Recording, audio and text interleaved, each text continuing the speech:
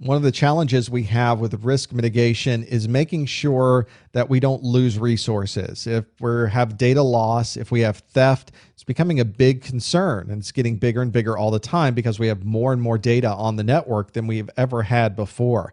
So this is, from a physical perspective, a relatively easy set of policies to put in place. There's usually processes and procedures. When somebody who is a visitor walks into your building, what are the processes in place? Is there a card lock? Are they able to get in? Do they need a badge? Is it someone we're going to make sure is escorted anytime they're inside of our building? There's absolutely things we can put in place to prevent some of these things where people are walking in a door and walking out with a laptop. That should not be occurring, and a relatively simple process to put in place. From a data perspective, it becomes a little bit more of a challenge because it's so easy to carry data around these days. We can copy data to our MP3 players, a USB key. It's so simple to plug things in, take a CD-ROM, walk out of the building.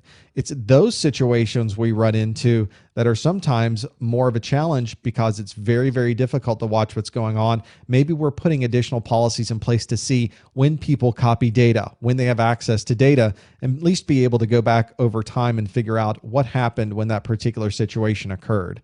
There are threats internally, there are threats externally. We can't just look at one of those. We need to look at both and make sure that our policies are set up not just for people that we don't know, but also people inside of our environment. Unfortunately, it's very often the people that we trust inside of our environment that unfortunately are creating problems with loss of data and loss of property. This is, as I mentioned, a bigger and bigger threat every day. We're putting more and more data on our networks and more information. We need to make sure that we have all of the right policies ready to go should any of these types of data loss or physical loss ever occur.